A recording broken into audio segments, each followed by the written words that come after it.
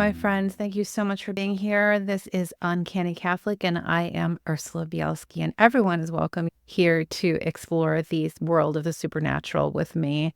And today I really wanted to talk about something that is so bothersome and so troubling and so disturbing to me. I write about it at length in my new book that's coming out in August, The Devil in Dreamland, which is all about the Catholic faith, the occult, and the UFO phenomenon. One of the things that I really looked deeply into was different cases in ufology, not only throughout the history of ufology, but happening right now, there are many so-called experiencers of UFOs and alien visitations that are channeling UFOs. These are people that are actually going out to places and attempting to make contact with UFOs, to draw them down. And I've had personal experience with this kind of thing, not only about 20 years ago, which I'll talk about in a second, but very recently, something very terrible happened, and it is absolutely connected to the summoning of UFOs, so-called UFOs, which I do not believe these things are at all. Of course, if you know anything about my work, you know that. About 20 years ago now, I was invited to speak at a meeting of a chapter of the Indiana Ghost Trackers, which is probably the largest paranormal investigation club in the world. And this chapter was meeting in Northwest Indiana. I'm in Chicago, so it's just over the border. And after the meeting, we had dinner together. There was a group of about 20 of us. And then we went to a local farm in Northwest Indiana owned by a woman named Luann, who has passed away now. And Luann's farm would become very, very famous in the annals of Northwest Indiana ghost research because earlier, a friend of Luann's had visited the farm, and she was a self-professed clairvoyant, someone who can see things without, normal means, right? They see the things that other people can't see, perhaps events from the past or spirits or what have you. So this woman had visited Luann, and she had informed Luann that she had fairies on her property, which she said was very unusual for North America. And she also told her that she would have to take care of these fairies to keep them on her land, which was, she said it was like good luck, but she had to take care of the fairies. But fairies are for another day. We're not going to talk about fairies today, except for the fact that oftentimes fairies are believed to manifest as these balls of light. And this is what happened on Luann's property. People would see these balls or orbs of light with the naked eye, and they would show up on camera. And it was particularly fascinating because the concentration of this phenomena was in her barn. And the night that I visited, like so many before me and after me, I went into the barn, and I was kind of a special guest that night. I had written, books, and so I was invited to speak at this event previously. And so Luann told me to stand in the middle of the barn with my arms outstretched to my side, with my palms up, which I did. And she began to talk to these fairies and to tell them that I meant no harm, that I just wanted to see them and learn about them. And all of these people were taking pictures. And the more that Luann sort of soothed these beings and told them that I was not someone that was going to harm them, the pictures that people were taking of me started to show these, and video started to show these balls of light coming down into the palms of my hands. And I always talked about that was the night that I started to believe in fairies. And I don't believe those are fairies anymore. I believe these are demonic spirits that were manifesting there and have manifested many places all over the world as these orbs or balls of light. Now, I'm not saying every, for crying out loud, is some kind of spirit. Most of them are not, but some of them definitely are. And there are some very disturbing cases going on right now of these sorts of beings or sightings in the world of ufology.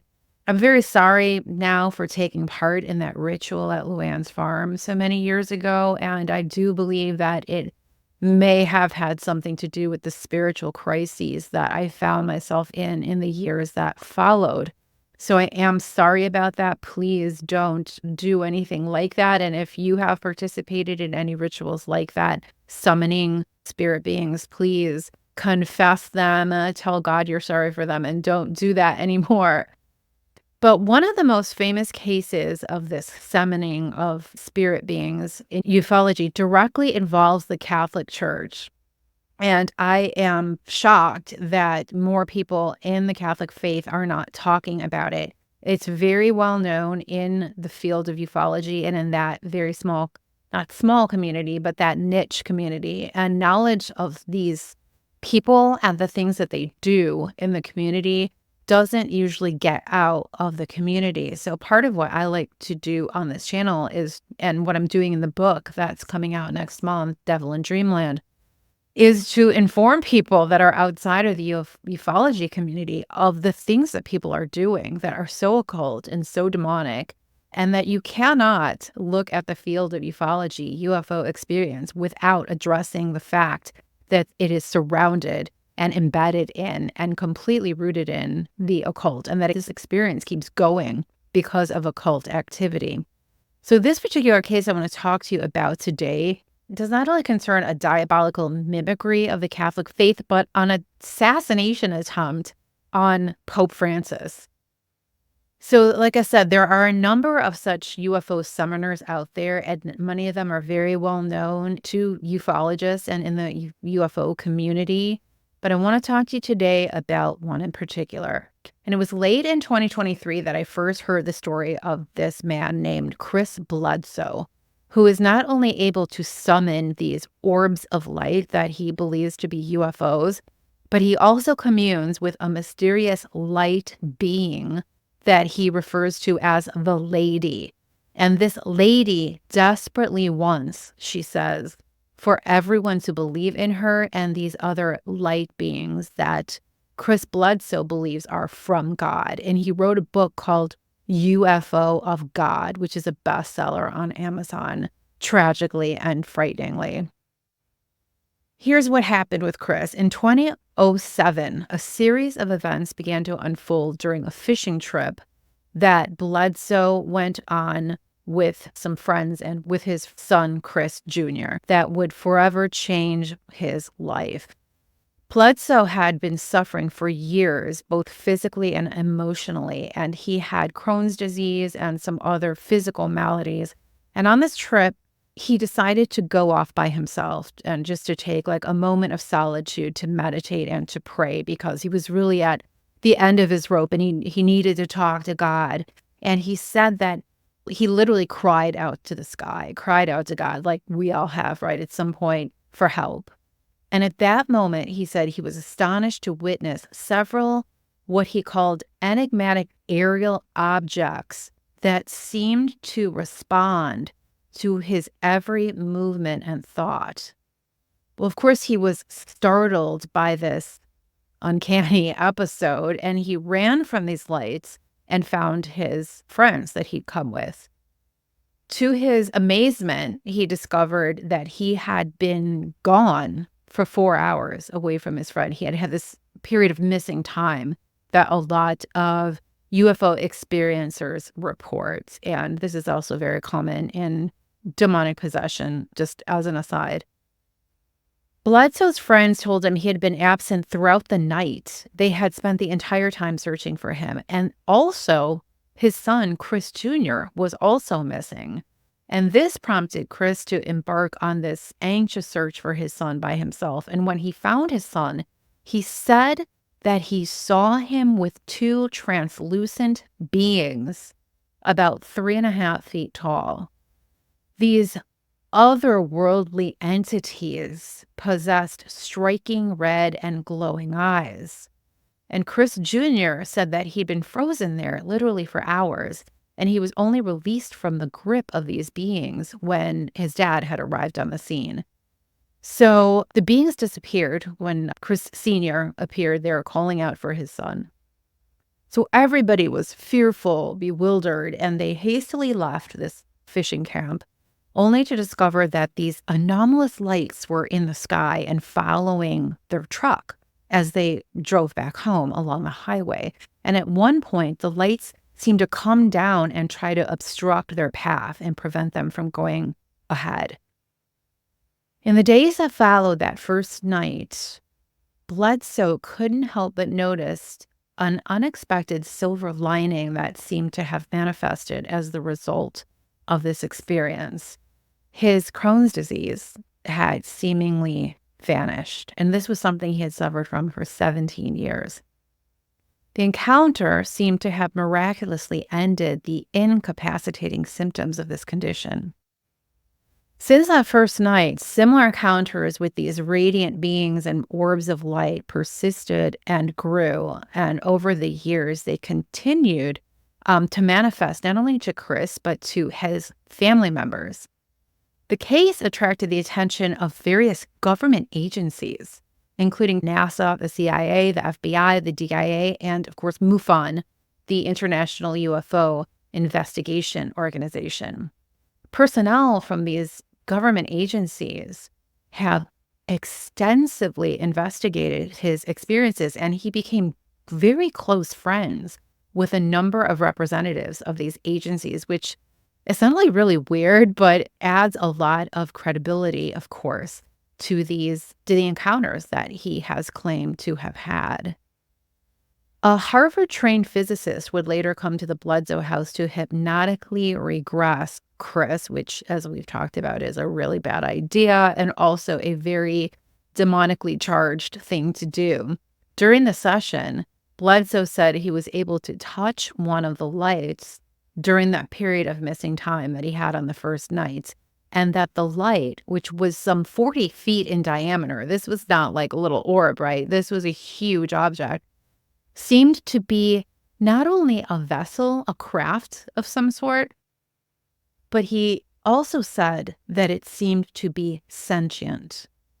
Very important, because this is something that many UFO experiencers have claimed going back decades now. John Keel, the famed Fortean journalist, back in the 1960s, was saying that he was interviewing people that said they had a distinct feeling that these spacecraft were living, breathing personalities, intelligences. He said that on that first night, he was taken into a dark room on this craft, this sentient craft, but he said it had no walls. He could see the stars around them. He was surrounded there by entities on this craft. Bledsoe said he panicked and asked where his son was. The being said that his son was being kept safe, and then they told Chris that they were from the, quote, creator, and that they had the job of protecting humans from dark forces. So they're giving the impression to Chris, which he immediately picked up on, that these were some kind of angelic protector beings, right? He was a Christian, and this all seemed familiar to him. That night, the beings flew Chris to Egypt, telling him that, quote, the Sphinx gazing at Regula just before sunrise, end quote, would mark the beginning of a new age. Well, there go the angels, right? Chris later discovered that this event was scheduled to occur in August of 2026. As time went on, Bledsoe gradually developed a belief that these beings do indeed harbor benevolent intentions. So he really thought that they were good. This was the feeling that he got from them. This conviction has led numerous individuals to visit his property seeking their own experiences of these beings that Bledsoe began summoning on his own. He began meditating, and he calls it praying, to summon these light beings.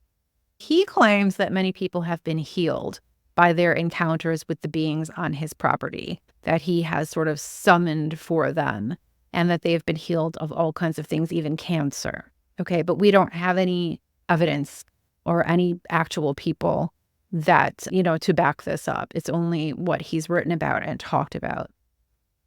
One night, after this had been going on for a long time, Bledsoe awoke from his sleep, and he was greeted by an ethereal voice reverberating throughout the room, which urged him to arise. He was initially taken aback and afraid, but he found himself just inexplicably entranced and compelled to put on his shoes and bundle up in warm clothes because it was very cold outside, and to follow this being. So he ventures outside where this sight awaits him. These 3 luminous beings that he said were composed entirely of pure light stood before him. He was just awestruck, and he said he obediently followed their lead, following them across a big field outside of his house that stretched towards the edge of a nearby forest. They arrived at a particular spot where a resplendent female figure waited his arrival. He said she had flowing blonde locks, piercing blue eyes, and a shimmering gown. She floated effortlessly above the ground, radiating an otherworldly glow. Of course, Chris immediately turned again towards these thoughts of angelic encounters. He was filled with just this profound astonishment, and he knelt down in front of this thing. Then, to Chris's further amazement, the being introduced herself as the Mother Goddess of the universe. She said she was the embodiment of the divine feminine spirit, universal love. And then she said that she was no less than the Holy Spirit of the sacred Trinity of the Christian God. If there's not bells going off all over your brain right now, there should be. The weight of this encounter led Bledsoe to confide in various government agencies. And he was thrust into the spotlight and started appearing on TV. Reportedly, he was the first extraterrestrial contactee in the government's new ATIP program, which I write about in the book. This was a program that was established in recent years to investigate UFOs and other related supernatural paranormal phenomena. It refers to the investigation of all anomalies. That's the AA in that acronym. Bledsoe said he was surprised to discover that many government agents, including some from NASA, already knew about his lady. They told him that the being had appeared to others, but had given the names of various ancient goddesses, such as Isis. They also told him that the Christian church had forced this being into the concept of Mary, the mother of Jesus, but that this was the same being that was appearing to him. They had figured all of this out by studying UFOs and other anomalous phenomena. They also told him that she was probably the same spirit that had appeared at Fatima, Portugal in 1917, and at the sites of other approved apparitions approved by the Catholic Church. In fact, NASA officials seemed well-versed in the world of gods, goddesses, and occult practices. Bledsoe's son, Ryan, who developed an occult YouTube channel called Bledsoe Said So. In fact, all of his children have seemed to have gotten into the occult after their dad got into all of this. Ryan told popular podcaster Danny Jones that a NASA researcher named Tim Taylor became very close to the family, who was also friends with Diana Pasulka, if you remember her. I talk about her a lot in my UFO book because she purports to be a Catholic, which is a subject for another day. We've already talked about that question. Ryan Bledsoe told Danny Jones that Tim Taylor, who also claims to be a Catholic, meditates every morning, and that he told Chris Bledsoe to start doing Kundalini yoga in order to assist with his spiritual awakening. Okay, so these are part of the protocols that Tim Taylor reportedly practices each day to maintain what he says is mind-to-mind contact with these entities, these extraterrestrials. And they give him knowledge and schematics for technology, which he's gotten really rich off of, along with other UFO believers and tech gurus. It's all very strange. It's all in my book. I'll put the link down below for you can pre-order it. Later, this lady would identify herself to Bledsoe by name. She said her name was Hathor, which is a major Egyptian sky goddess who is known to hang around with a bull, which was interesting because whenever she would show up, Chris noted that there was this other light being in the shape of a bull that was with her. Later, I would find that Catholic scholar Matthew Sakanikas has identified another goddess as the likely figure behind Bledsoe's lady, not Hathor, but Isis, just as we talked about before. She was the demonic imposter queen of heaven of the ancient world. So this was the goddess that appeared as the Virgin Mary would come to appear later after Jesus's life, right? So we all know the theology in the Catholic Church, or perhaps you don't know the theology in the Catholic Church. Some of the church fathers talked about this, that before Jesus came, there were these gods and goddesses in the ancient world that would mimic or create imposter situations that would foresee or foreshadow things that would happen after the coming of Jesus, right? So there were gods that were killed and resurrected, and there were the rituals where the pagans would eat the body and drink the blood of the god, right? So some of the church fathers believe, and I tend to agree with them, that these were deliberately set up to be imposters of the things that were to come after Jesus's life or in Jesus's incarnation. And it was not only to undermine these events, the real events, but also to call them into question later, which so many people do today. They're like, the Christian faith is all based on ancient pagan myths and folklore, right?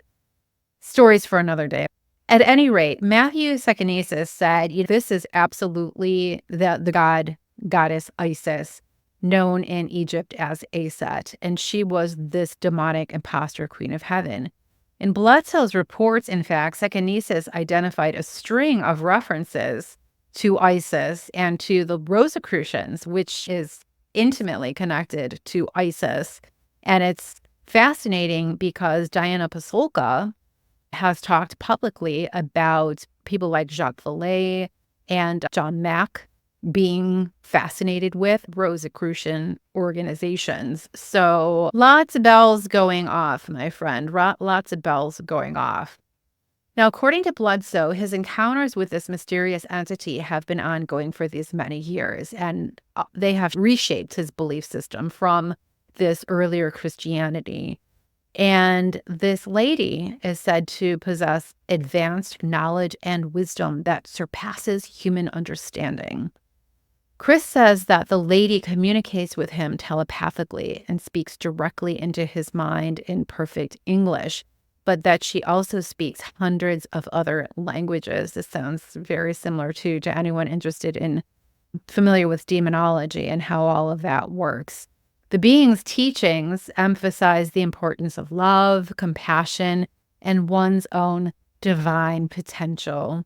Today's New Age, anti-Christian, Christ consciousness gospel, of course, that's just a disease everywhere. The significance of the lady's messages is not only in their content, but in their timing. Bledsoe says that many of the most important ones have been delivered at Easter time. The idea is that she's bringing the real Christian faith that has been corrupted by religion, a very old New Agey story.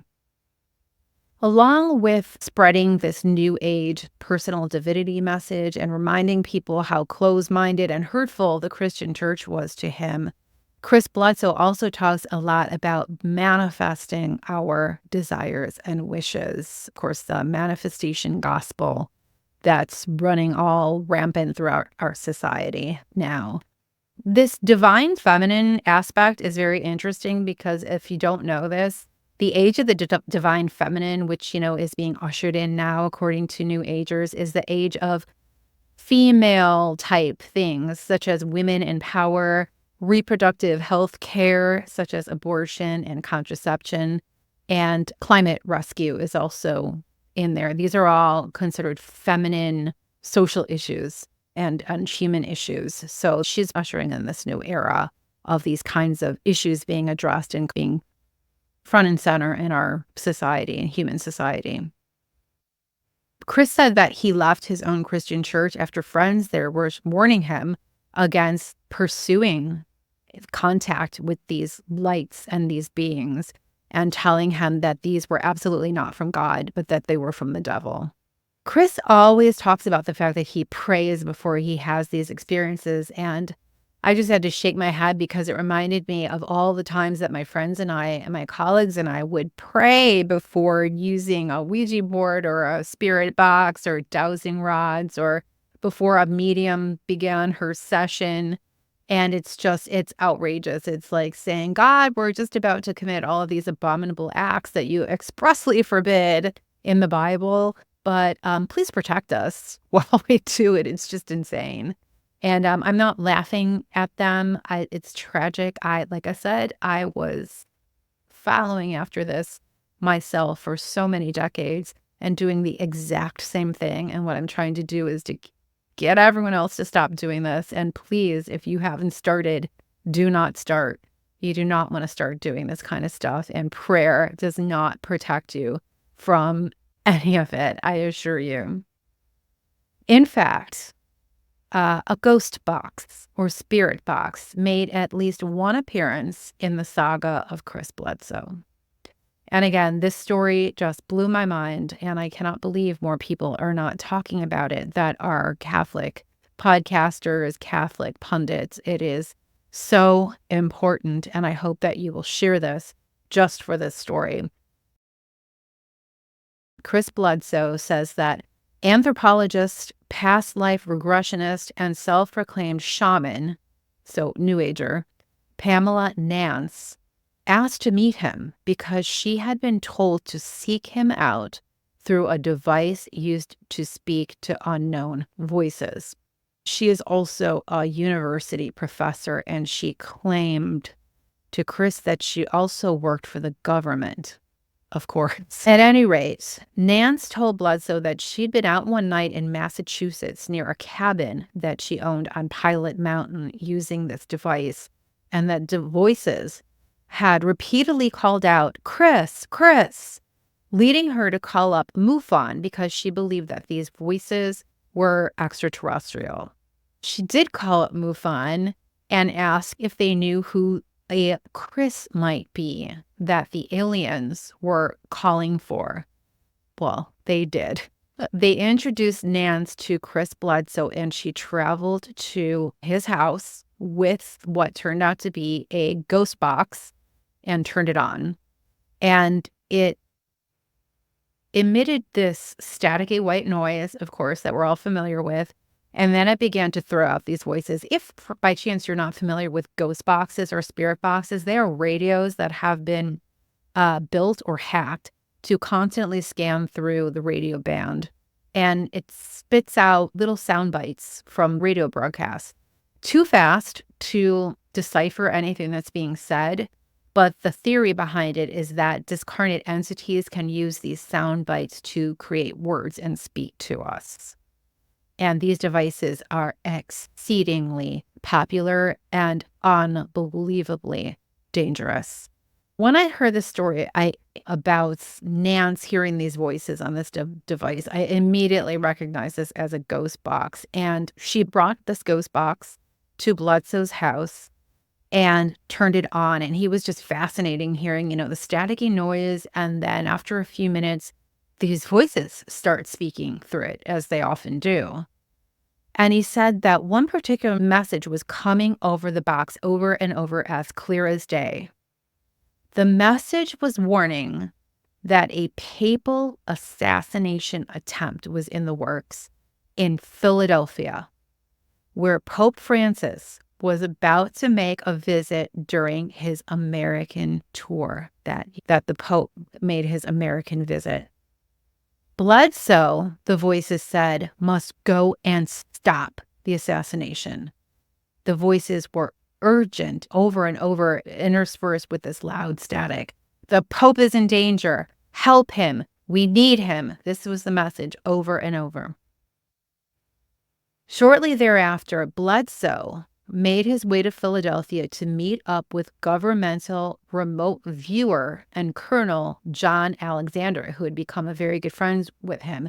You might know that name from the movie or the book, The Men Who Stare at Goats, which is a very, very famous best-selling book and film about the government programs in remote mute viewing, which is just targeted clairvoyance and, of course, very occult.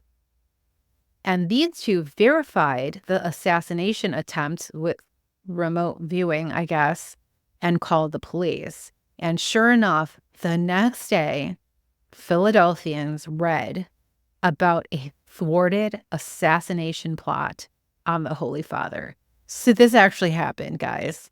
Okay. There was a plan to assassinate Pope Francis in Philadelphia, and it was stopped because of these so-called extraterrestrial voices, accompanied by this lady, this divine feminine lady, coming through this occult spirit box. True story. Now, many have called the fervor around and devotion to Chris Bledsoe cult-like. And it's absolutely true. Even secular UFO believers, as well as Christian ones, are fascinated by him. And it's maddening, really, and also fascinating because the same, atheist people that say that Our Lady of Fatima is a ridiculous, superstitious, fake fraud hoax by the church think that Chris Bledsoe's light being the lady is totally acceptable, cool, and evidence of extraterrestrial visitation and communication with the human race. It's really very disturbing. And like I said, I'll say it for the third time, I can't believe more people are now aware of this kind of stuff that is going on in ufology. And it is a slippery slope, folks. Chris's son, Ryan, he told Danny Jones that they started to get into contacting these beings. And he said, next thing you know, I'm studying Hermeticism and Gnosticism and Rosicrucianism and wisdom traditions and all other kinds of occult methodologies and histories. Now, this is a very personal part for me, and it concerns someone that I was very close to that has a story that is so close to this, that has a very, very tragic ending. Just as I was actually finishing the final chapter of The Devil in Dreamland, the UFO book, a Facebook friend of mine sent me a message. I had not seen or heard his name in years because I had not been on Facebook for a long time, and I hadn't for a long time been doing research at Bachelor's Grove Cemetery, which, as some of you know, was a huge research interest of mine for years, and I wrote a whole book about it. And I do not go there anymore because it is a very diabolical place. It's one of those 2-3 places that I warn people about, along with Joliet Prison and so forth, that I just tell people really don't go to these places. Well, he had some very disturbing news about the site. An old colleague and longtime researcher of Bachelor's Grove, someone I had also dated briefly, had taken his own life. He had taken his life in the woods near where he had spent literally thousands and thousands and thousands of hours over the last probably 25 years or more of his life. He was kind of inseparable from the place. In fact, it had been a visit to the cemetery with him at night in June of 2012 that had sent me into my own obsessive interest in Bachelor's Grove, because that night I had an experience that was unlike anything I had ever experienced in what had by that time been 30 years of a career in paranormal research. It accelerated a downward spiral in my life, and that is a story that I talk about in my memoir that's coming up this summer as well. But that night came flooding back to me when this Facebook friend contacted me and told me about this man's suicide. So what had happened that night is that it was late June of 2012, and if you are from Chicago, you remember the late, great Chicago ghost hunter, Richard Crowe, who was one of the first haunted tour guides in the world. He was one of the first people to really be a public ghost storyteller. And he passed away suddenly in 2012 of pancreatic cancer that had just been diagnosed a few days earlier. And so a lot of us went to the funeral mass on the South Side. And we didn't go to the funeral reception, but a bunch of us went to Chat's Melody Lounge, which is right across the street from Resurrection Cemetery, where the burial was. Of course, Resurrection Cemetery is famous for Resurrection Mary, and Archer Avenue there is just a very famous haunted road. So this bar is very famous for ghost hunting types around Chicago. So we all gathered there and had some drinks in honor of Richard. And this gentleman came, and I knew him, but I wasn't really friends with him, but I knew of his work at Bachelor's Grove and had promoted it over the years and things like that. I had given him a table at one of our conferences. And he asked me if I wanted to come out to Bachelor's Grove and tour the old homesteads that are in the woods. This used to be a settlement back in the 1830s and 40s where a lot of farms grew up, as they did all over the country. I had never really visited Bachelor's Grove with him, so I said, yeah, of course, I'd love to. And so about a week later, I went down and in the afternoon, and he took me all around the homesteads, and I saw the old homesteads in the woods and the silos and the wells and things like that. It was very interesting. And then it got to be dinner time, so we went out and had a bite to eat, and then it was summertime, but it was getting dark already, like 8 o'clock or so. And he said, do you want to go back? Meaning go back to the cemetery at night. Well, I hadn't done that since like the 80s when I had done academic research there. And so I said, yeah. And I thought it'd be okay because he was kind of a steward of the cemetery and he volunteered with the Forest Preserve districts. So we went in and we parked our car several blocks away and we went in through like the woods in the back. He had marked and mapped all of the trails in the woods surrounding the cemetery. So he knew it like the back of his hand and could have walked them in his sleep. And as we made our way to the cemetery, something wondrous happened. We were walking through the dark woods toward the cemetery, and we came across this clearing where there were all of these little blinking or flashing lights. And they were much bigger than fireflies, and there weren't any fireflies anyway, but just going off all over the place. There's an old quarry there that's filled with water now that's adjacent to the cemetery. First, I thought we were overlooking the old quarry and maybe we were seeing, I don't know, like headlights of cars or something reflecting off of it, but we were nowhere near that because we walked much longer to get to the cemetery after this interlude. But besides just the spectacle of all these lights going off, it was like paparazzi bulbs is the only way I can describe it. There was an intelligence to it. You felt like this was like a show that was happening for us. That's the only way that I can describe it. So we went to the cemetery and we recorded EVP and stayed there for several hours talking. And then it was getting quite late. And I had my daughters at home with my babysitter, and I had planned to be at home. I told the babysitter, asked if it was okay, and she said that was fine. And I said I'd be home about 10:30, and it was getting about 10 o'clock. So we made our way back to the car, and we got lost. And we got lost in this tiny forest preserve surrounding the cemetery that couldn't have been more than a couple square miles, and that this gentleman knew like the back of his hand. And we walked in circles for 4.5 hours before we finally found the way out. And repeatedly during that time, we would see what looked like the lights of houses or cars in the distance, and we would walk towards them thinking, thank God, we found the road. And then they would disappear, just blink off like a television screen. And we started to realize that something was messing with us. Something was putting these images in front of our eyes to make us think that we had found the road when we hadn't. So we had these two very different experiences that night. One, this wondrous experience of almost like love in these flashing lights, and then seeing these same lights that took the form of the lights of houses and cars and safety that were not anything of the kind. After I heard the news about this man's passing, other mutual friends began to contact me to see if I heard, because there were friendships around Bachelor's Grove. I had a group of friendships around there that just became poisoned, absolutely poisoned.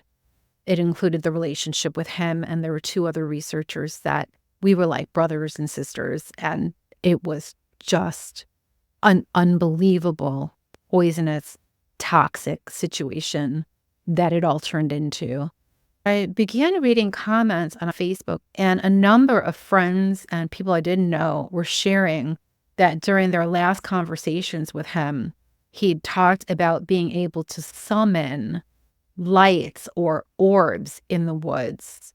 And he claimed that he was in contact with aliens and UFOs.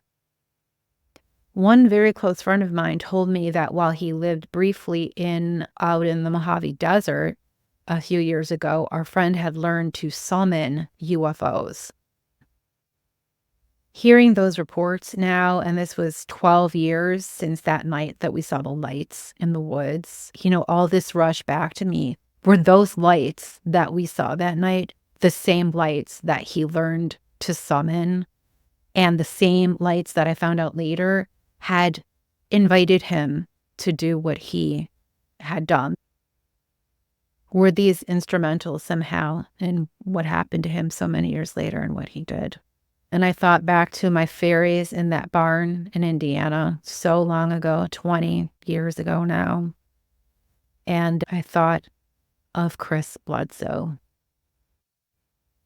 My friends, this is a little difficult for me to do, as you can see, but I'm glad that you're here. I feel it's really important for everyone to know about this phenomenon and to avoid it at all costs. And please share, let people know, again, the kind of things that are going on out there in the UFO world and the kind of forces that are behind these so-called light beings of, love and light that are manifesting and that many people are calling extraterrestrials or UFOs. They are familiar beings, ancient beings that we have had many names for over the years, and they want nothing but to do us harm.